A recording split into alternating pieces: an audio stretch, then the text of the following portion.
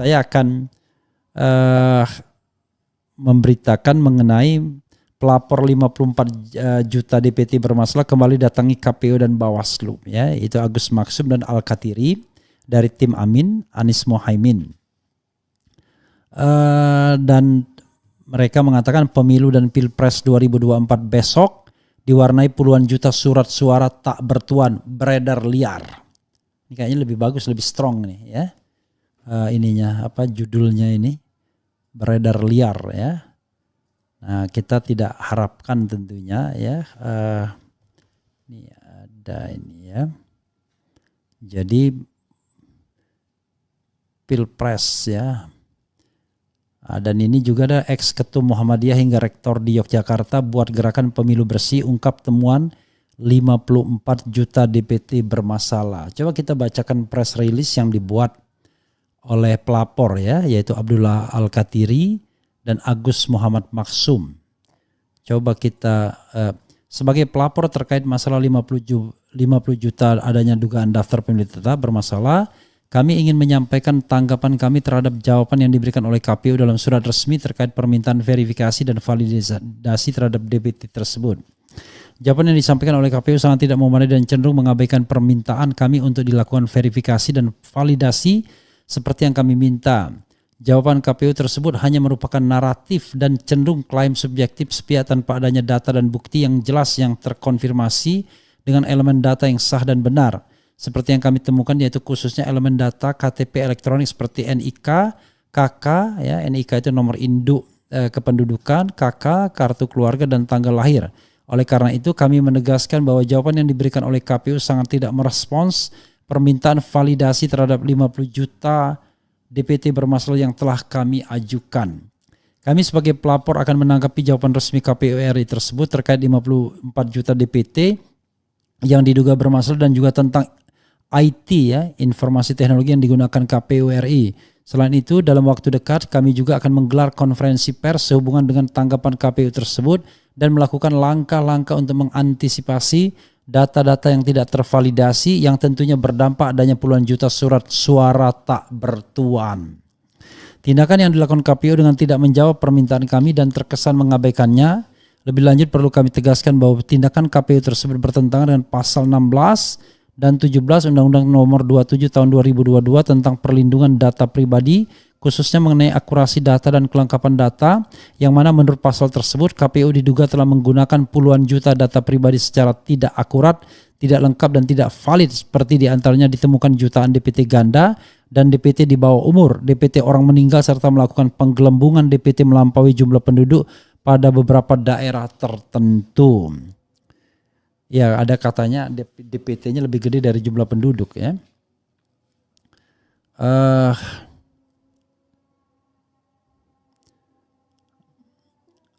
Alasan KPU dengan menggunakan Undang-Undang Perlindungan Data Pribadi dalam konteks pemilu untuk melindungi data pribadi pemilih dalam konteks ini tidak tepat karena pelaksanaan pemilu itu terdapat undang-undang yang sifatnya spesialis atau khusus, yaitu Undang-Undang Pemilu. Kita jeda, ya, mendengarkan dari Habib Hanif dulu, ya. Satu.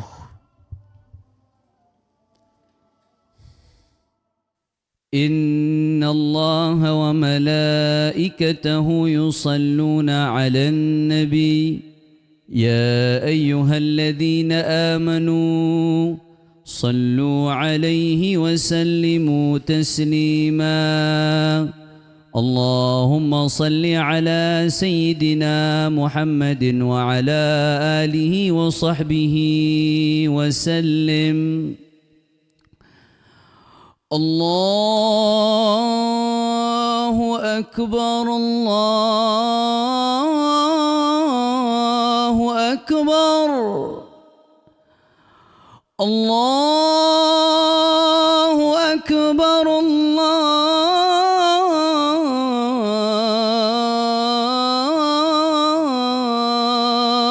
Akbar. Ashhadu an la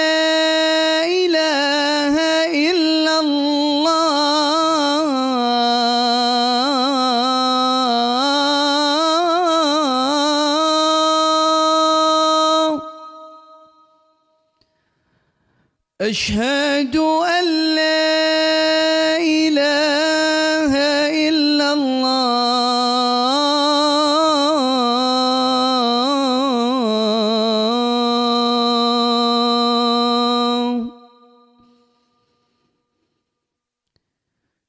أشهد أن محمدًا رسول الله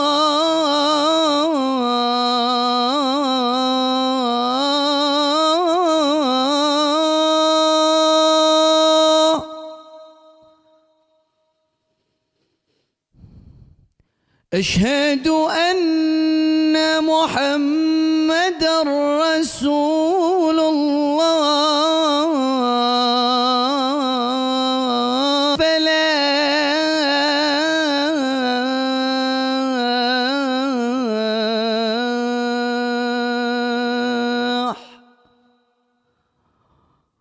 الله أكبر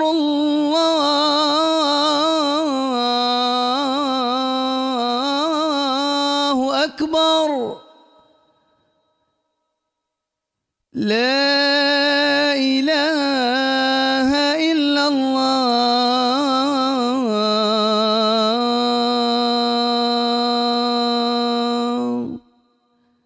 لا إله إلا الله محمد رسول الله صلى الله عليه وسلم اللهم رب هذه الدعوة التامة والصلاة القائمة آت سيدنا محمدا الوسيلة والفضيلة والشرف والدرجة العالية الرفيعة وابعثه مقاما محمودا الذي وعدته إنك لا تخلف الميعاد رب اغفر لي ولوالدي رب اغفر لي ولوالدي رب اغفر لي ولوالدي وارحمهما كما ربياني صغيرا اللهم لا تحرمنا خير ما عندك لشر ما عندنا وصلى الله على سيدنا محمد وعلى آله وصحبه وسلم والحمد لله رب العالمين.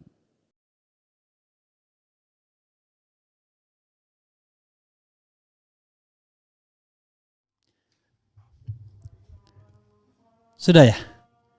Oke, sobat era sekalian, kita sudah mulai ya. Dan walaupun di sini belum belum selesai karena di sini kata Habib Hanif tanggapin satu azan saja ya.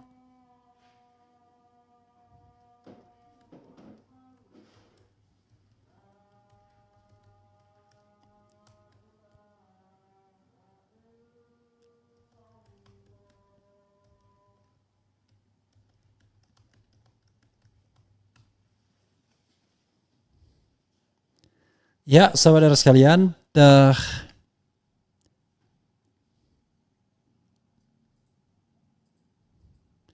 kita lanjutkan ya, Mas Anies. Jadi ini tadi ya press release-nya. Alasan KPU dengan menggunakan Undang-Undang Perlindungan Data Pribadi dalam konteks pemilu untuk melindungi data pribadi pemilih dalam konteks ini tidak tepat karena pelaksanaan pemilu itu terdapat undang-undang yang sifatnya spesialis atau khusus yaitu Undang-Undang Pemilu. Jika di dalam undang-undang yang spesialis terdapat perintah agar KPU membersihkan salinan DPT lengkap dan akurat kepada partai sebagai stakeholder pelaku pemilu, maka KPU harus memberikan data tersebut dengan lengkap dan akurat. Jawaban KPU yang menghubungkan perlindungan data pribadi dengan pasal 28G Undang-Undang Dasar RI tidaklah tepat karena pasal 28G Undang-Undang Dasar 45 menegaskan kepada tugas negara untuk melindungi jiwa setiap rakyat bukan data pribadi. Melindungi jiwa yang dimaksud dalam pasal tersebut adalah dalam konteks keberlangsungan hidup, misalnya terhadap ancaman fisik dan atau ancaman kesehatan atau ancaman jiwa dalam hal ketidakmampuan memenuhi kebutuhan hidup. Aneh-aneh aja kok data pribadi. Kami mempertanyakan klaim KPU bahwa seluruh data di atas 100 tahun termasuk ditemukan dalam DPT orang yang berusia 1030 tahun, banyak nama yang hanya satu huruf dan dua huruf adalah berdasarkan pengecekan dan pencocokan dengan data Dukcapil yang dinyatakan oleh KPU adalah data yang tidak benar dan telah memenuhi syarat masuk DPT. Klaim ini menunjukkan ketidakakuratan dan ketidaklogisan dalam proses verifikasi data DPT yang dilakukan oleh KPU. KPU tidak menjalankan prosedur penyusunan DPT di mana data dari Dukcapil harus dilakukan coklit. pencocokan dan penelitian, serta pemutahiran data ke lapangan dengan mendata dan menemui pemilih. KPU hanya menerima begitu saja DP4 Dukcapil. Untuk itu kiranya kami menyarankan Badan Pemeriksa Keuangan BPK RI untuk melakukan pemeriksaan terhadap anggaran KPU. Oleh karena itu kami mempertanyakan keabsahan klaim tersebut dan menegaskan bahwa tindakan KPU dalam hal ini sangat mengkhawatirkan. Dan jawaban KPU tentang permintaan kami dalam hal meminta KPU melakukan kalibrasi dan ISO 27001 pada Sirekap dinyatakan bahwa IT KPU telah mendapatkan ISO 27001 yaitu ISO 762126, dan jawaban ini kami ragukan bahwa apakah benar ISO 27001 untuk Sirekap, mengingat sistem IT KPU ada beberapa. Oleh sebab itu kami meminta ditunjukkan lembaran sertifikasi ISO 27001 itu dalam ruang lingkupnya apa, apakah benar itu ISO 27001 untuk Sirekap. Sebagai pelapor kami akan terus mengawal proses ini dengan sungguh-sungguh demi keadilan dan transparansi dalam proses pemilihan umum. Terima kasih, hormat kami Abdullah Al-Katiri, Agus Muhammad Maksum. Ini ada nomor telepon yang tercantum ya, pelapor 50 juta terkait dugaan DPT bermasalah. Ya saudara sekalian, itu tadi press release-nya.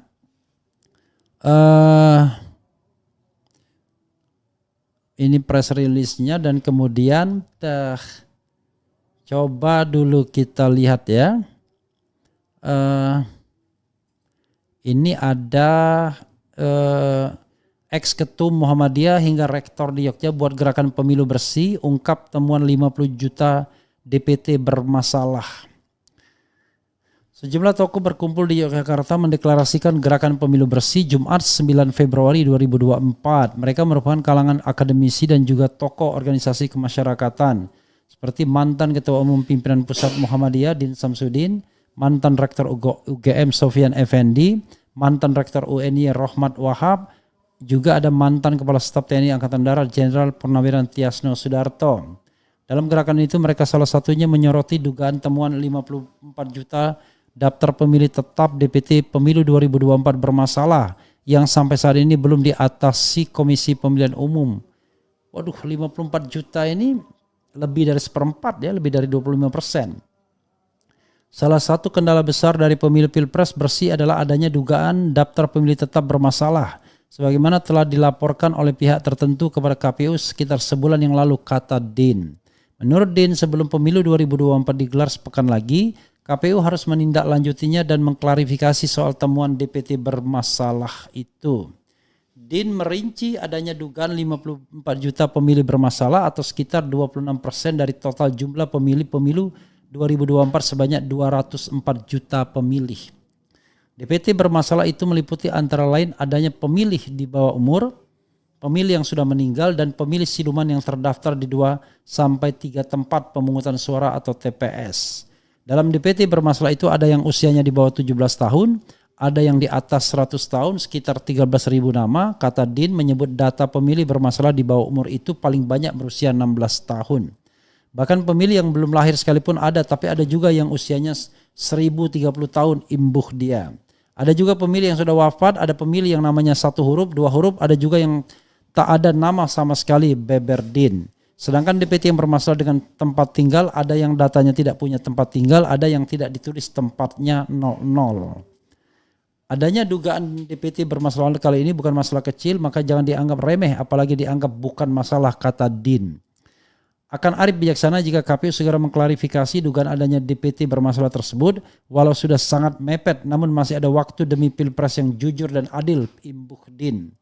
Mantan Rektor UGM Sofyan Effendi menambahkan adanya dugaan DPT bermasalah tak boleh dianggap remeh, apalagi ketika menguntungkan salah satu calon tertentu.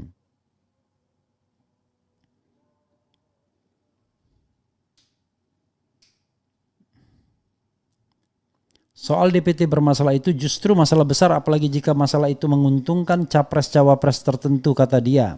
Secara teoritis Sofyan melanjutkan, barang siapa yang menguasai atau mengendalikan pemilih bermasalah maka dia akan mudah memenangkan Pilpres bahkan dalam 1 putaran.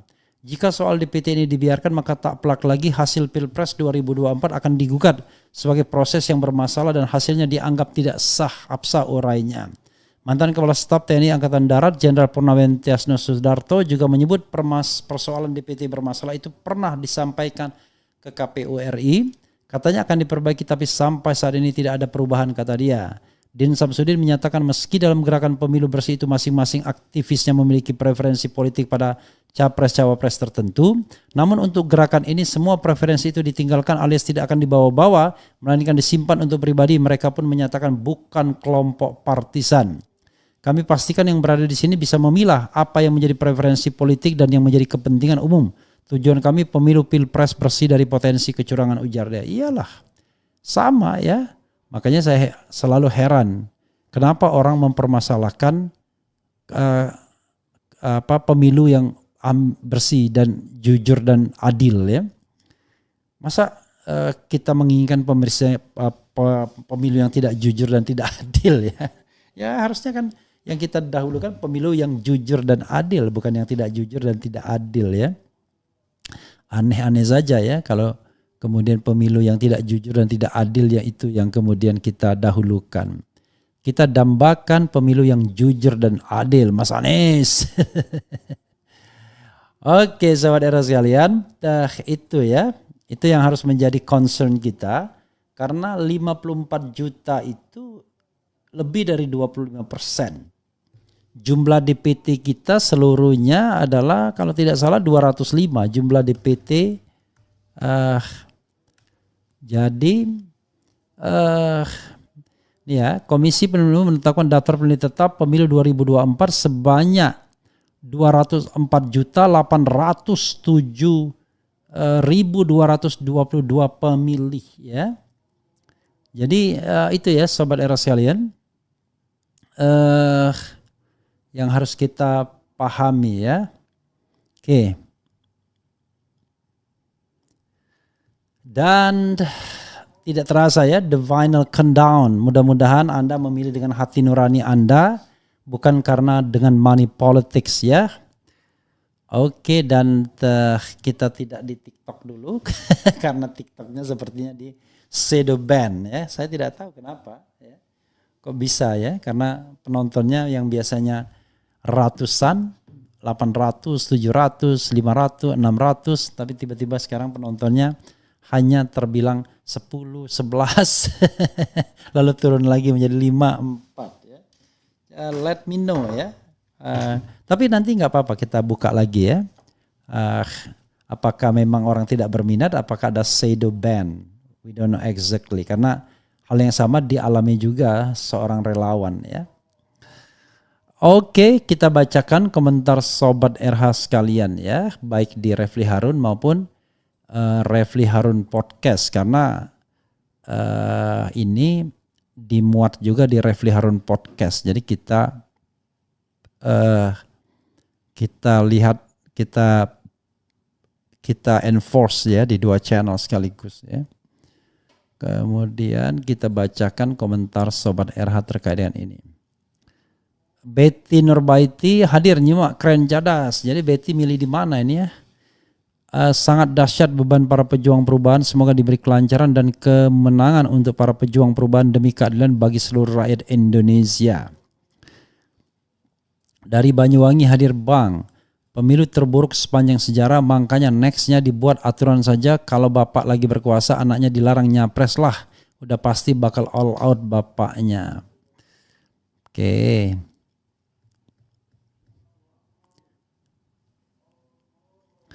Bang, film Dirty Vote hilang ya dari channel abang ini. Nggak hilang, saya private. Karena ada komplain dari, apa ya istilahnya, dari salah seorang pemeran yang mengatasnamakan tim produksi. Ya, jadi karena itu kemudian saya private dulu sampai kemudian ada kejelasan ya.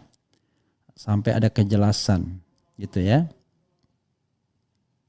Kemudian Di London banyak yang gak bisa nyoblos, biarpun sudah nunggu 6 jam katanya surat suara dah habis curang dengan berbagai cara. Kemudian Dublin, Irlandia sudah mencoblos lewat kirim surat lewat kedutaan RI di London. Jadi itu yang namanya postal voting ya. Semua harus kompak satu komando, kalau curang lawan di tempat. Kita harus kompak, jangan kalah sama kezoliman. Kita bisa menang melawan penjajah, masa kalah sama rezim yang zolim. Saya agak kritis mengenai lawan di tempat. Anda kalau melawan di tempat tidak pernah Anda dokumentasikan, Anda laporkan, Anda konsolidasikan, gak ada gunanya. Ya, jangan lawan di tempat. Itu orang gak paham tentang bagaimana manajemen konfliknya ya. Lawan di tempat iya, tapi jangan lupa komplain ke Bawaslu. Kasih catatan, kasih laporan, gitu. Sehingga nanti itu akan menjadi bahan untuk diproses lebih lanjut dan menjadi bahan juga kalau kita sudah melaporkan kepada Bawaslu dan Bawaslu tidak menindaklanjutinya secara adequate misalnya. Karena gini, kecurangan-kecurangan pada masa pencoblosan itu sulit biasanya dikendalikan. Ya, laporan banyak, kemampuan untuk mengungkap itu sedikit. Karena itu tahu betul yang mereka yang berbuat curang itu nggak mungkin bisa diungkap. Jadi kita melawan di tempat, nggak ada gunanya melawan di tempat itu. Ya kan? Tidak ada gunanya melawan di tempat kalau seandainya kita tidak mencatatkan keberatan kita apa. Ya mungkin ya kita cuma bikin ribut nanti dianggapkan, lalu diamankan oleh petugas keamanan. Nah malah kita nggak bisa komplain. Jadi komplain itu harus benar-benar dengan teknik tertentu ya. Kita potret, lalu sampaikan potret itu kemana ya, ke pihak yang berkepentingan. Kalau Anda tim 01 sampaikan ke Timnas atau misalnya tim daerah. Jadi biar nanti terkonsolidasi itu. Saya nggak yakin ya kita bisa mengkonsolidasikan kecurangan-kecurangan itu. Itu yang paling penting. Kalau tidak terkonsolidasi mana bisa kita bilang. Akhirnya kita sangat kualitatif sifatnya. Kalau kualitatif dan tidak ada datanya, nanti akan dibilang itu kan perasaan kita saja ya. Ya Allah, tolong di tahun kebangkitan Islam ini, tolong hancurkan sehancur-hancurnya orang yang berbuat curang, berbuat zalim. Besok akan dilakukan pemilihan serentak. Hari ini Jokowi keluarkan perpres kenaikan gaji untuk Bawaslu. Kira-kira apa maksudnya ya Bung Refli? Allahu Akbar, I don't know exactly. Tapi ya iya kira-kira begitu. Yang nonton banyak bang, ada 750 orang. Oh enggak, maksud saya di TikTok bukan di YouTube ya, di TikTok. Kalau di YouTube insya Allah karena algoritmanya sudah baik, tapi di TikTok ya. Di TikTok bukan di YouTube. Kemudian insya Allah keluarga besar saya pilih 01 gas terus, Parung Bogor pilih Anies Mohaimin. Di desa sebelah sekarang nggak ada yang mendapatkan undangan besok. Jadi undangan itu bukan alat yang sah ya. Jadi tanpa undangan pun kalau Anda sudah tercantum dalam DPT boleh nyoblos. Tapi kalau Anda memegang KTP setempat dan tidak tercantum dalam DPT boleh nyoblos juga dengan menunjukkan KTP, paspor atau KK, tetapi nyoblosnya setelah pukul 12. Jadi 12 sampai pukul 1 ya nyoblosnya. Dan itu pun kalau ada surat suara, rasanya nggak mungkin nggak ada. Kabarnya pemeran film Dirty Vote mau dilaporkan ke polisi yang bang. Sudah ya. Itulah yang nggak doyannya kita. Lopar. Lama-lama negara ini negara pelapor ya. Bagaimana kita mau berdemokrasi ya. Mereka ini membuat itu kan karena mereka cinta kepada tanah airnya. Ingin pemilu damai, pemilu yang jujur dan adil ya. Bukan pemilu abal-abal tentunya. Oke, sobat era sekalian, itu saja ya. Mudah-mudahan ini bermanfaat bagi kita.